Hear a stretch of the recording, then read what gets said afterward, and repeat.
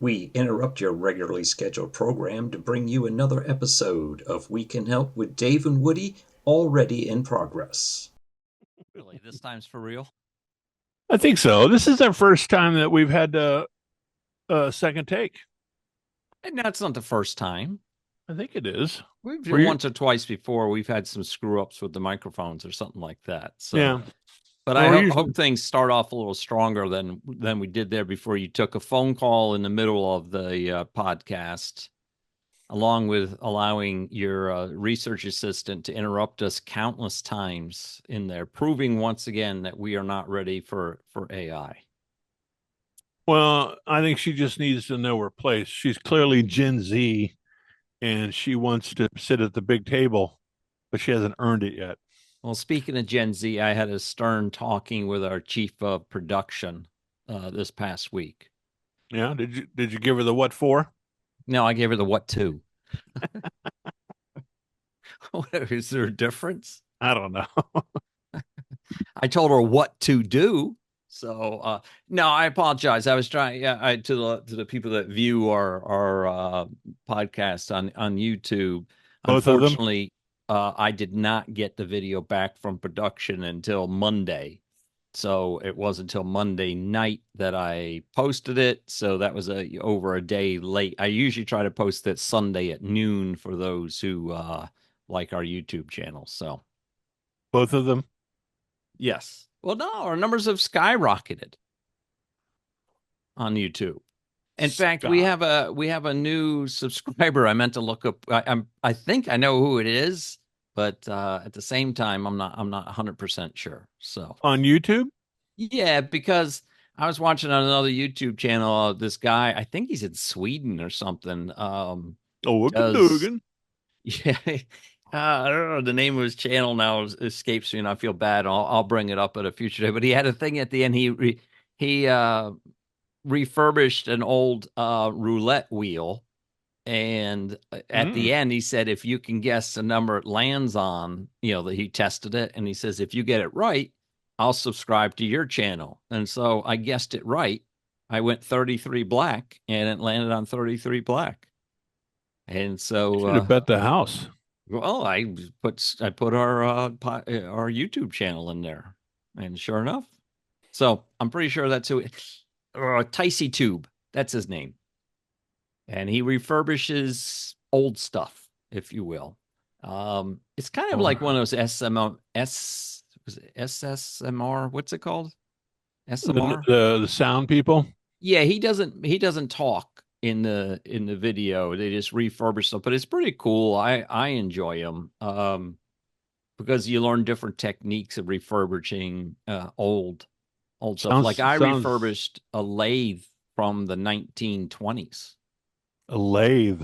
Yeah, an old Craftsman lathe. Wow. From the 1920s. Look, our listeners are just lining up. I know. Well, you know what? I might post a picture of the lathe on here. Well, so people having see said that, I found job I did. I found a guy today on Facebook, and I think he's in YouTube. I hadn't found him on YouTube yet, but he buys cast iron, and he refurbishes cast iron skillets. Oh yeah. What's the big deal? Well, he's got this man cave of a shop with all these industrial, heavyweight shelving units. And he's got every, 8-inch skillet, 10-inch skillet, Dutch oven. And then he takes the skillets that are cracked. And he makes a spatula out of it. So he cuts assuming that the crack is in the right place, he cuts the handle's still applied to it. And he cuts down the, I don't want to look him up because now I've got something saved on my phone. Well, I thought you just meant like old rusted thing. Yeah, that's what people he do does. that every day. What's so special about that? No, but this guy's in the business. Well, it's really hard to work with cast iron to redo. Another beer makes it's the same brand. You're sticking with the Land Shark, huh? Yeah, I was in the store. I was gonna text you. Hang on a second. Yeah, there's no pop. No, and you put a napkin over it on top of it all. Well, I have soft hands. Yeah. It's a screw top, and I got soft hands. Let's see. Ma Woody would be proud of you. I You know. know. This is for my Woody, and I'm using the Schmegmakai cup. Ooh, I listened to right down the middle. I'm going to be Go ahead. quiet. I'm pouring it right down the middle. All right. You got a big head. I know. And the beer's got some fluff on top too. Mm. Yeah, I'm sorry. Am I shouting tonight? Showering? Shouting, being louder than usual. No, If you you're notice, not. You're not I'm close to the microphone. I'm wondering if we did something in the reset. no. If you notice, I'm flying naked tonight. Wait a minute. You're naked? Yep. Don't you notice I'm not wearing my headsets? Oh, And it says I'm on the right microphone though, but I no, tried a you different. sound good. Okay, all right. Good thing we did all that pre-show test like we always do. I just dawned to me that I'm like, oh, I wonder if the microphones work. But because I don't have the audio right in my ear, I feel like I'm yelling louder tonight because Yeah, that it's not. is you kind of get used to it. You kind of fall in love with your own voice, don't you?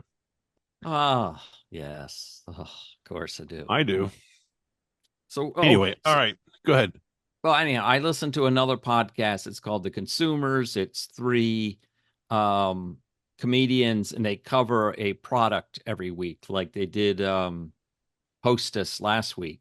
And while I was listening to it, they had a guy from ESPN come on to kind of commentate along with them, and they were bragging about one of the hosts and the guests from ESPN were reminiscing about their Sigma Chi days.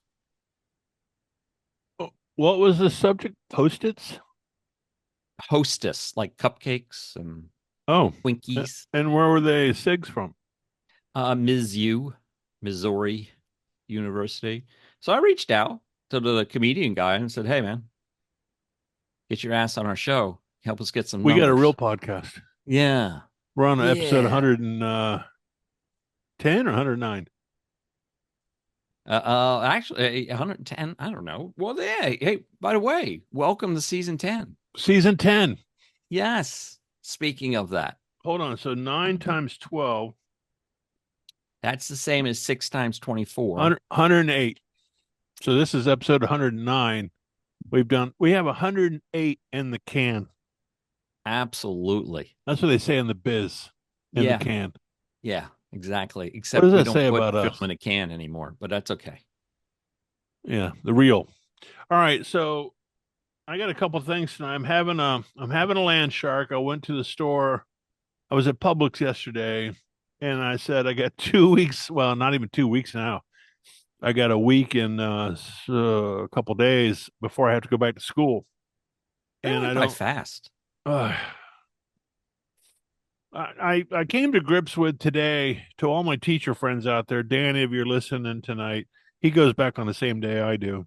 Oh. And it dawned on me yesterday. I was like, okay, I got to go back to work. I need some scheduling in my life.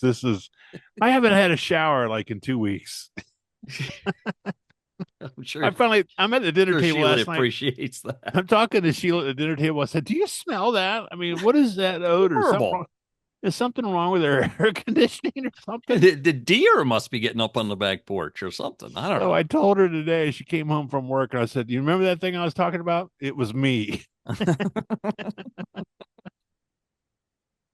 She was I being actually too cleaned kind. my car out today too, You never do that, dude. and I washed it. I went to one of those, the bays where the wands are. Yeah. Yeah. So I put $2 in quarters in, and they just hit it with the soap and the wand, not the brush, but just like a pressure washer. Right. And then I did $2 more and did the. I'm holding my glass here like it's Yeah, going I see somewhere. that. My arms get tired. So then I just rinsed it off and all the joints and stuff. And then I got these spiders that moved in because we live out in the woods. Yeah. And I'm looking at these little tiny webs. I'm like, what the heck is that? So I fan them to grab them, Oh. and they're covered in spiders. These tiny little Oh. and I was like, oh, this is not good.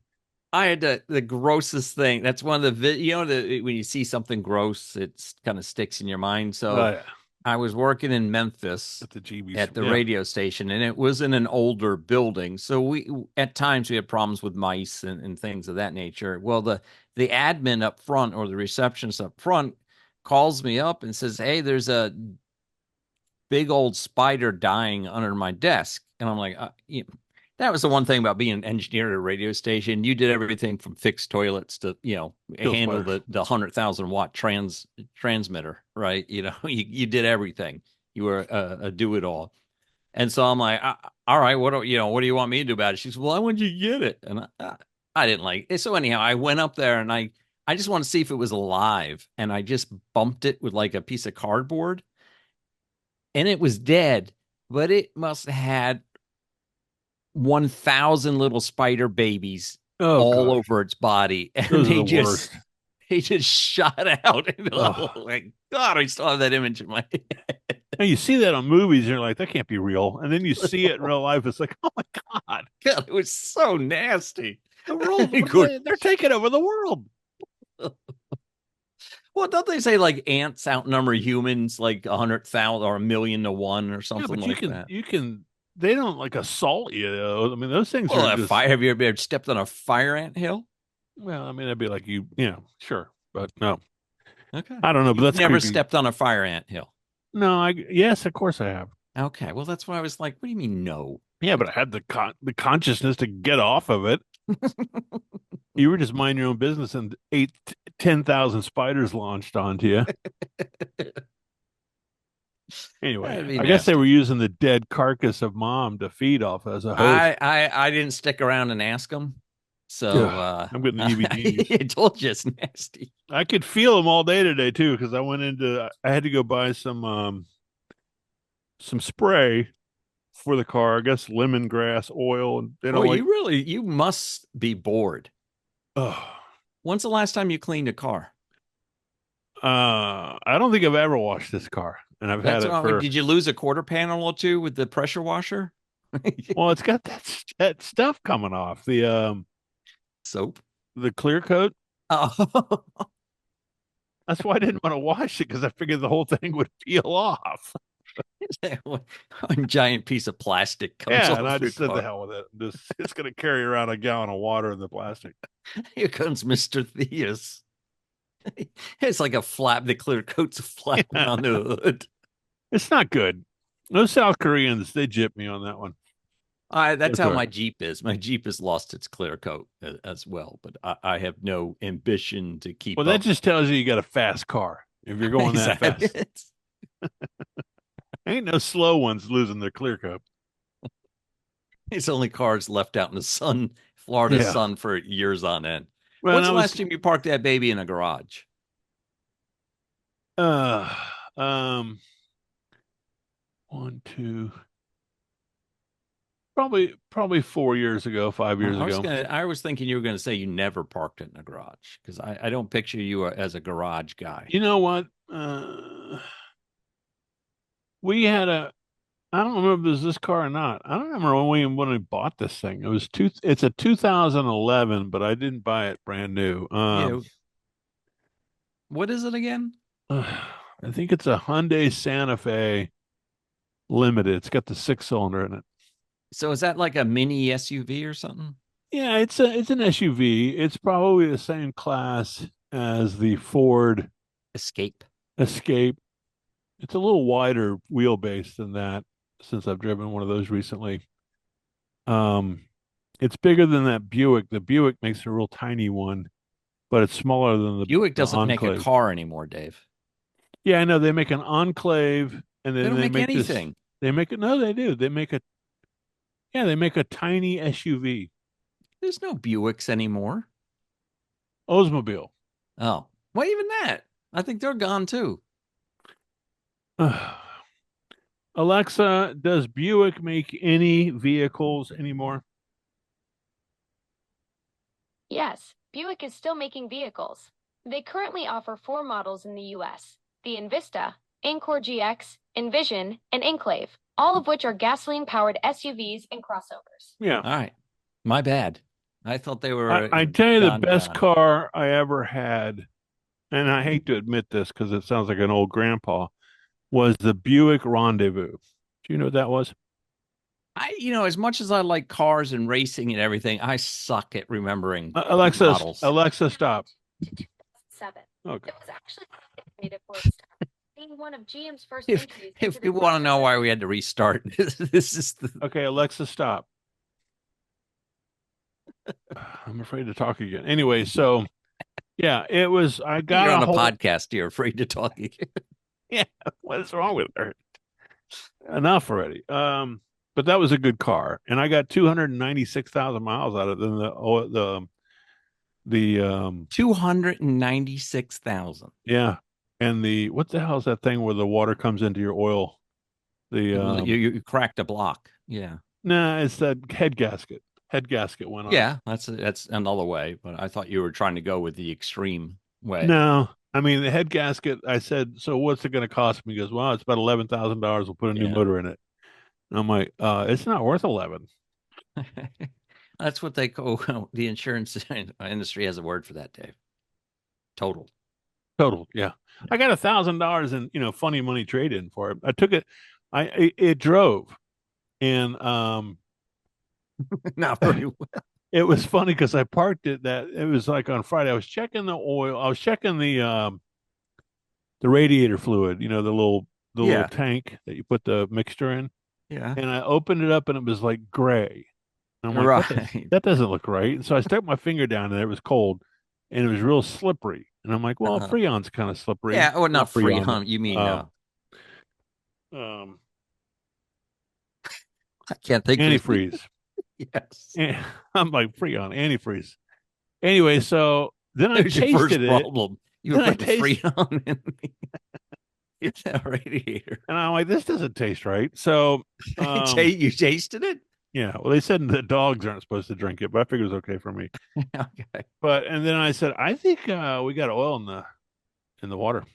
Yeah, you know that you ever drain your oil and it's milky white, you get problems. So Yeah, so I said, okay, we're not going to drive it. And so I think we were a one car family at the time, and so I took my wife to the little jitney that she rode to work at the time. She goes, so what are you going to do?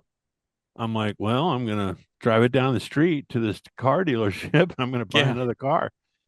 And she goes, is it going to make it? I'm like, I don't know. We'll find out. So I drove like 15 miles an hour for about 6 miles down the road, and I pulled it in, and I said, listen, I want to buy a car today, and here's my trade in. He goes, does it run? I'm like, yeah, it's got something wrong with it. Day. I don't know what's wrong with it. And he took it back in the bag. Goes, really, Mr. Theus? This is what you're giving us? He goes, we're going to give you $1,000. I'm like, That's what happened. That's what happened with my Camaro. I was driving home from work, and I heard a valve go in the head, and so therefore I was shooting.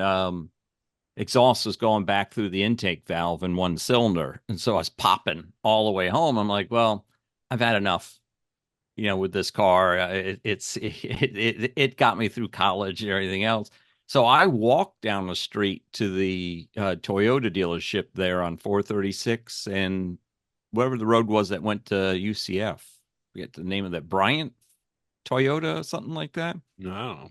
Anyhow, it's where I had bought the Camaro off their used car lot when I first got to college. Long story short, I bought a Tercel that night from them. I drove the Tercel and the guy and the salesman back to my apartment down the street. They gave me $1,000 sight unseen, and he drove that Camaro with popping all the way back down the road to the Toyota. So luckily they had a car I could afford. And then that Toyota got me, wow, all for years back and forth to Memphis and down to West Palm Beach and back to Orlando. And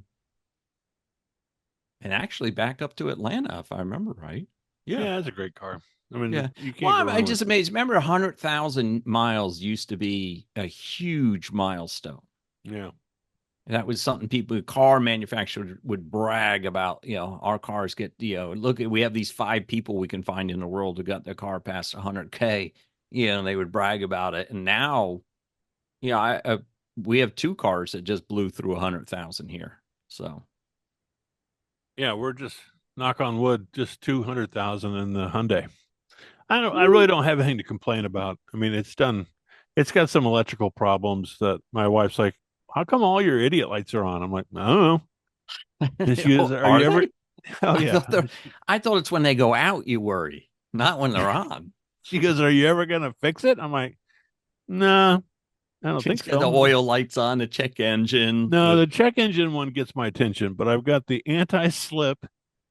Okay. Uh, then I've got Anti-lock. anti-lock, and then I've got the tire pressure ones on, and that's a Those go scam. off on every car. You can't keep up with those Well, stupid the things. problem is They charge you a fortune. the new tire stems have a chip in them, and the chip is the thing that tells you that your tire pressure's down. And so I went to price them. I think they're like 100 and something bucks a piece Yep. for a tire stem. And Yeah, I it's said, ridiculous. yeah, and I said, I don't have to have that, do I? And he goes, no. And I said, no, we're not And doing then that. they want to, and then they go, oh, and you have to buy a whole set. You can't just buy one replacement. You're like, what? Well, I would probably buy the whole set because you just keep peppering one at a time. You'd be end up doing it anyway. But so I'm not doing that. So I got the tire pressure gauge on, the anti-lock things on, the airbag. I don't know which airbag, but the airbag thing's on. Well, now you can do donuts though. The anti-lock is off. Yeah, there's something else is on. And then my backup camera screen, I can't see what channels my radio's on. I can't see out the back camera. I don't use it anyway. And when I turn my headlights on, it turns off the inside lights on the dash. So I figured out a way if I push the button, the switch, I can hold the switch with my left hand and the inside dash lights will run so I can see the speedometer and the gas gauge, but the rest of the inside lights are off when my headlights are on. The cop pulls you over. You can't drive with your dome light on, sir. Well, but it's got I that see this- stupid camera. It's like a big screen TV right in the middle of the dash, and it's just these those color bars like on the TV Oh, screen yeah, when yeah. I don't know, it's messed up. It's You good start that you messing treat around with- yourself to a nice vehicle, Dave. Well, we're you at that age now that you when you buy stuff, you're like, is this the last I don't know. thing I'm gonna buy? I've been such a utilitarian when it comes to cars. I have too. I drove 76 Ford pickups because I liked them. Now they're worth a lot of money. Yeah, I had 4 of those suckers. I wish I never sold them. But yeah, I don't know. My dream truck, a dream car, believe it or not, I'd like to finish out with an F-250 4-wheel drive, not just diesel. I've been driving one around, so I handle some of the extra vehicles at the office. And we just got I just got rid of it. I just got rid of a Ford F-250. It's going to Louisiana now. But good Lord, you feel like you're running over everyone as you drive around. I know. That's why I want it. But it's such a hassle to get around the city streets and stuff in those kind of vehicles. So I don't care. Yeah, apparently not. I mean, they sell plenty. So, but it's a 4-wheel drive. I had to get a ladder to get up in it, and yeah, I'd get the Lariat. I wouldn't get the King Ranch. That's too expensive. But the Lariat, you can get a nice leather package with it. And then I would commit to smoking cigars in it, so it'd be my car. Oh, okay. You don't smoke in your current car? Well, I have. I should. All these spiders I got in there now. You got a reason. Yeah. Yeah. Duplicate. I got leather seats too. Oh. I don't know. I haven't. It does ruin the value of your car, but I don't think I'm looking for any trade-in. Okay. Well, very good. Well, you said you had some funny stories for tonight. Yeah. So we've been meandering since we I had 2 started. stories. I caught a headline today. I was doing some work online, and apparently there's parents. Pat Kelly will appreciate this. He probably knows them. But there's a husband and wife down in Flagler County. I didn't catch if it was Palm Coast or not, but that's pretty much the main metropolis there, I guess. Besides Bunnell, Florida. Yeah, that's true. But in Flagler County, this couple, the Finnegans, he looks like he's a little good. bit. You're calling them out. Well, it's in the news. Oh, okay. He looks a little older than she did, but apparently they went out to the bar and left their infant child in the car seat in the car with the motor running and the air Oh. conditioning on and the windows rolled up. And it didn't look like from the video of the cops that they were going to smash out the windows, but the guy goes up and opens the side door, goes, huh, well, we don't have to break the window. Now, is there I know this, I'm going to sound stupid. I'm not trying to okay their behavior, but is there a law against that? I mean, Well, Sheila kid says was- it happens more often than you think. well, I've heard it, but unfortunately, it's usually more like they just open the windows, kind of thing, and the kid's just sitting in the car running, or like a 2-year-old climbing around the car and stuff like that. I think you could probably make the case for endangerment, Yeah, or I'm sure there is. I was just kind of. I mean, the kid was in his seat, his child seat. I thought he was in his teens. I mean, He had the proper child seat, and he was buckled in. I mean, he did that Yeah. right. and no one knows how long they were in the store, in the bar. Well, they were in the they bar, were being so- responsible parents. At least they weren't driving around and drinking with the kid in the car. Well, not yet, no. And here's the funny thing that I can identify with is when my youngest Sarah was a baby, she and I would go to office visits together. I took her everywhere with me on calls. And I can remember the very first time that I had her, on getting ready to go on the road, and I had a meeting down in St. Augustine, probably a 30-minute ride. Maybe it was Palm Coast. Anyway, it was south of where I was at the time. And I had to pull into the gas station real quick to go inside and get some gum and a soda or something like that. And she had just gone down to sleep.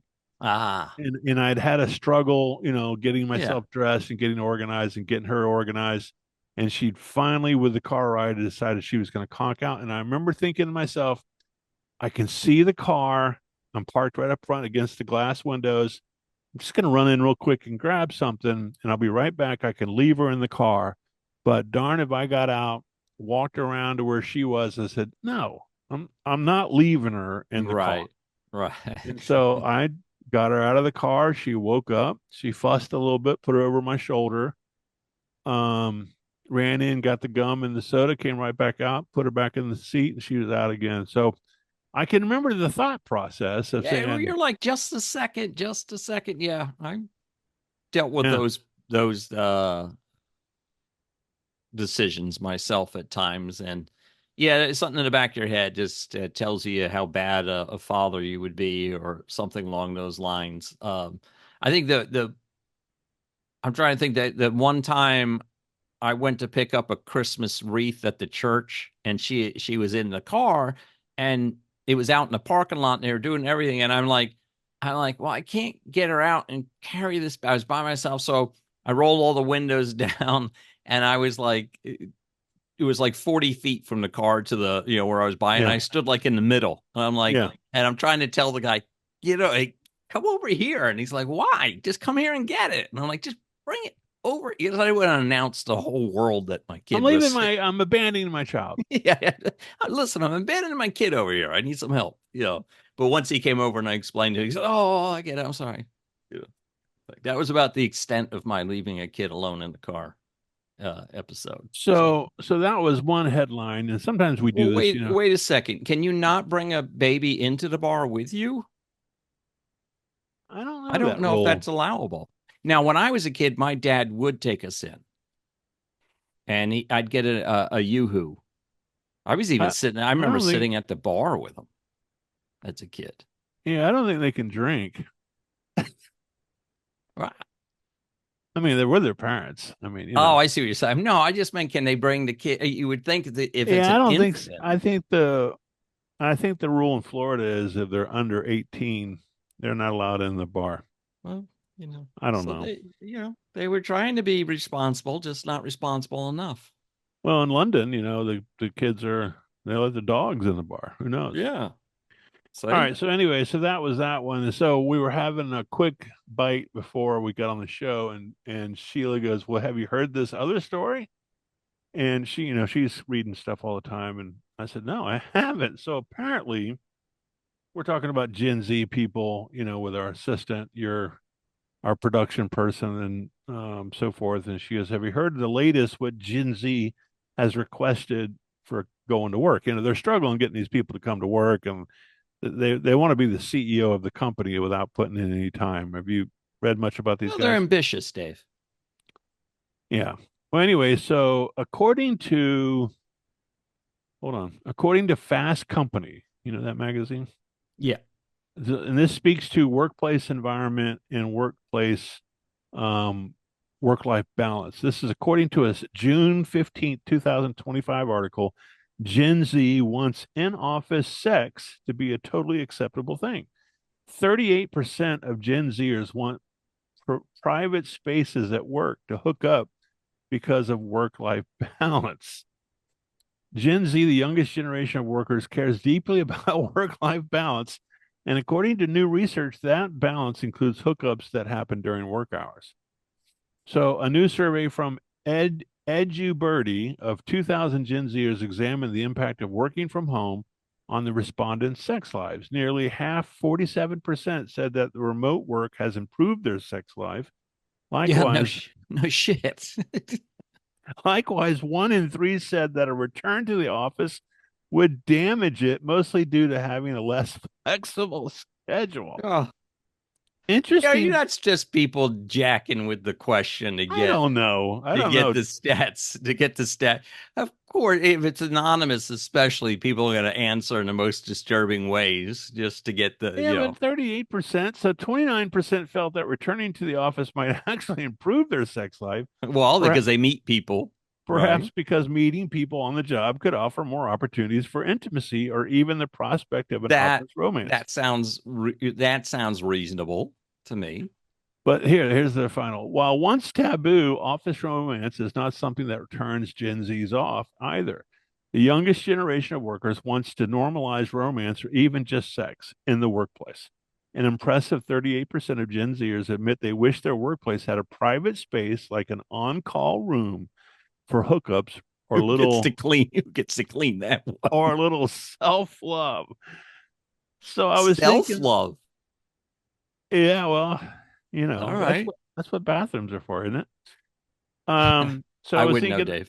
I was thinking about George Costanza, so was that wrong? I mean, had I known, if someone had told maybe me, that's where the CEO from Astronomer went wrong. Are you familiar with that story? Yeah. No, so I actually my newsletter that I do, the Small Business Patriot, for those who don't know, I'm very topical. I try to get one article, and so that story broke from the Astronomer or whatever that IT I think guy it's called was. Astronomer. Yeah, the company's Astronomer. Yeah. And so I found an article about intimacy in the workplace and how romance doesn't always work out. So there's a neat article in my newsletter this edition. And so what I do is I post it to social media on Mondays, Wednesdays, and Fridays, and I try to tag the article so it's kind of a tease to read about the article. Yeah. So instead of using their picture for that tease, right, I said that's a little obvious. Everyone else has tried to use it and burned it up. I found that, remember the couple on the TV show The Office, the Indian girl that was trying to pursue the young professional? Yeah.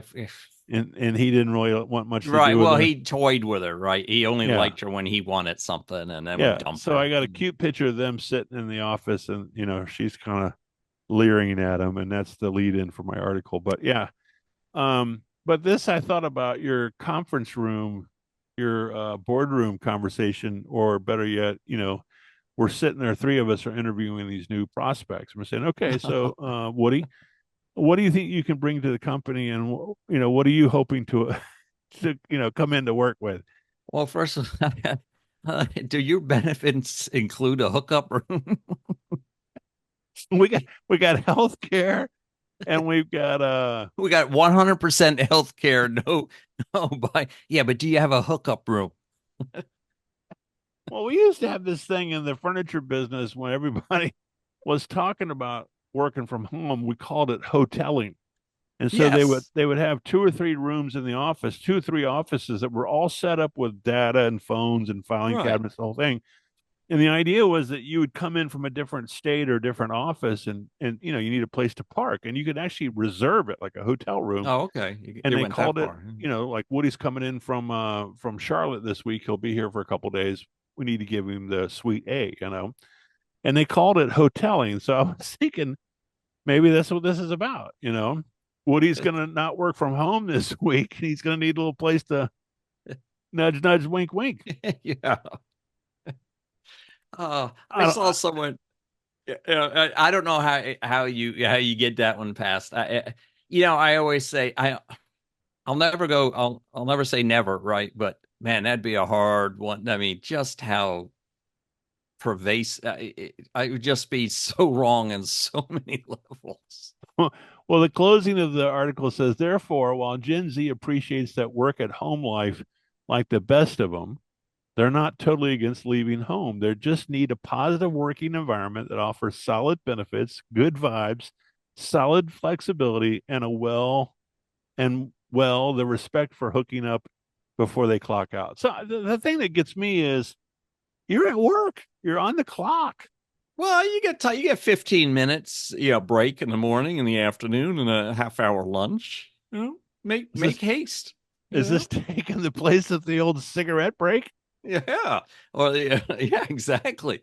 I would just direct people to the hotel across the street. I'm like, just go over there. They do it like everyone else did it. You leave and you got to the parking lot or something. I mean, good grief. Or the stairwell. I don't know. I worked at an office. The girl was whoring herself out in the stairwell. She was sending emails to all the men in the office with rates. I'm available. Right. Tower B. You know what the first question when this was brought up in the staff meeting? You know what the first question was? How much? Yeah, there was like, how much are you charging? Not that we should be doing this or not, but I mean, just curious. What are we talking here? It just. No, I get it. And like I said, I don't read too much into those studies. One, it's probably not very official, and I don't know. they're probably asking the people at Fast Company, and I don't know, Woody. This is not beyond this whole work-life balance thing. Well, it's all on how you present the question. Would you like a room in the build? If you were 25 years old and someone asked you, Dave, if you could have a hookup room at the office, that was okay. Would you want that? Yeah. I don't know about that. I think you'd be open to it as a 25-year-old. You wouldn't say you would do it or take advantage of it. You're like, yeah, that sounds pretty good. Why not? You're single Dave, I'll say. So I'm thinking of a certain afternoon where a certain fellow with a reptilian nickname and a guy with the ability to splice cable was going to run to a Zenith 36-inch TV in the master living room that we were going to run a video op. Well, what's funny is speaking of sex in the office. You know whose birthday it is today? I don't know. Come on, who's the most famous person to have Bill sex Clinton's? Oh, his counterpart? Yeah, Monica Lewinsky. Monica's birthday today? Yeah. I was laughing. It's very timely. We didn't even plan this, but I was just looking up birthdays today like I do before every podcast to see if there's anything interesting. And it just says Monica Lewinsky. She was born in 1973, and they have her, like another person, Daniel Radcliffe, it says British actor under his name. Her occupation, I guess, is American activist, public speaker, and writer. Don't you think they're missing a few other adjectives? Well, I don't think the hookup room should be called the Oval Office. That's not It wasn't. It was a closet off the hallway from the Oval Office, Dave. Come on, get your facts straight. Was it really? Yeah, I'm pretty sure. Ask your assistant, see if she knows. Boy. Ask her where Bill Clinton had sex with Monica Lewinsky. This edition has gone a certain way. I'm pretty sure it was in a closet. Alexa, did Monica Lewinsky and President Clinton's altercations happen in the Oval Office? The Clinton-Lewinsky matter did involve incidents in the Oval Office. The relationship between President Clinton and I don't Monica care about Lewinsky was confirmed to have occurred in the late 1990s, including some encounters in the Oval Office. Okay. You I led baited her with your questioning, Dave. Okay. Alexa, were there any other incidents besides the Oval Office for Clinton Lewinsky? Just ask her where Yes, they. there were several other locations besides the Oval Office where Clinton and Lewinsky had encounters. These included the hallway by the private study next to the Oval Office, the private There. study itself, and a bathroom in the private office area. Their relationship unfolded in various rooms just off the Oval Office, often during moments between official duties. Yeah. Well, that's See, good. it wasn't even during official duties, Dave. What's right? He So had what's a on my- hookup. He So was the what's on first my one to have- calendar? Well, you've got the ambassador from Panama. Okay, Yeah. tell him we're going to be late a minute. I'm using the hookup room. Yeah, I'm going to be in the hallway on the way to the yeah, bathroom. so there you go. If the Oval Office, if the White House can have a hookup room, why can't my office, Dave? Well, if you can, yeah. Yeah, you don't want to go down that road, do you? Well, I just can't imagine where have we come? What have we come to? All right, what is it? 750. What'd you have? 55? 54. Okay. What Well, are we gonna got do for 4 minutes? We can talk about the Alice in Wonderland syndrome. Well, we do need to talk about your favorite rock and roll artist. Who's my favorite rock and roll artist? Ozzy Osbourne. Oh yeah, he did pass. That's right. Just shortly after he did a concert. So Yeah, a gig somewhere.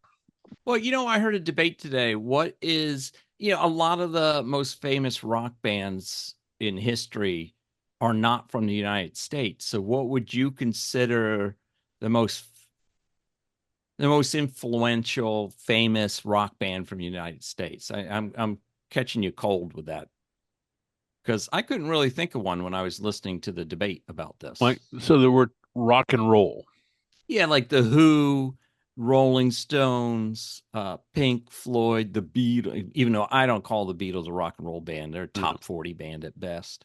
I'm going to hear it now. And Both listeners. And so Led Zeppelin, they're all European bands and stuff. Yeah, but so was Journey rock and roll? yeah, I say so. But are they on par with Led Zeppelin or anybody of that? Someone's going to make the case that I'd say the Eagles, Van maybe. I just thought Halen, of that. Van Halen, the Yeah. Eagles, All right. the Doobie Brothers. Are they rock and roll? Doobie Brothers. Yes, of course they were. The one I heard today was Deep Purple. I don't know who's from Alabama. Not Leonard Skinner, but the Allman Brothers. Yeah. So I wasn't I don't think I've ever seen the Allman Brothers in concert. I've seen the Skinner reunion tour, which failed miserably. Tom Petty. Had he been rock and roll?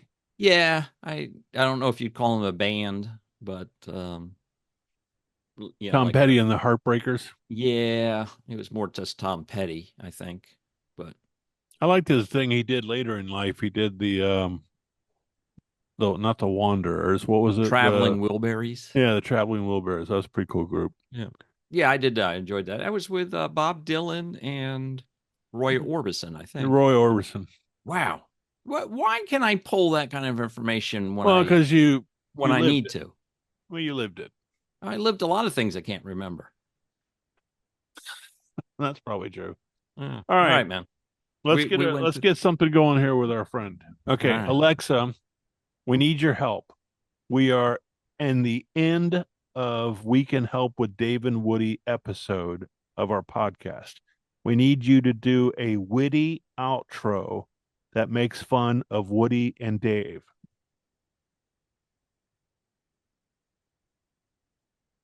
Well, folks, that's all the time we have for today's episode of We Can Help with Dave and Woody. Remember, if you ever need advice on how to spectacularly mess things up or turn a simple task into a Herculean challenge, Dave and Woody are your go-to guys. They've got a PhD in OOPs and a master's in my bad. Tune in next time when we'll explore how Dave manages to burn cereal and Woody gets lost in his own backyard. Until then, keep your expectations low and your sense of humor high. Okay. Oopsies. Not better than I could come up with off the cuff. So In split second I timing. thought she said Oopies. I thought she said ups and not oopsies. So I was like, what? Didn't know that one. And we did get a correction last week that a wood buffet. Was it? Yeah, for termites. Yeah. Uh, Not wood, but buffet. it was buffet. Mm. Woody. Okay. Well, here we are. Yeah. Incorporating AI. That's artificial intelligence, folks. That's a lot of what I have. Artificial Into over intelligence. 120 years of world. No, are we 120? I'm 61. 57, 62, somewhere around there. 110, over 110 years. Over 110 years of life experience combating with AI, artificial intelligence. We're about the same. And dog years. All right. Until next time, smash the button, like and follow us on YouTube. Please subscribe. Anyway, we need to do that. It'd be really cool. And then listen to us on Spotify, Spreaker, iHeartRadio, and Podcast Addict. We Can Help with Dave and Woody. This episode's been brought to you by Landshark, a premium lager, quality island style lager. You sure we got clearance for that? I don't care. All right. See you later. All right, later.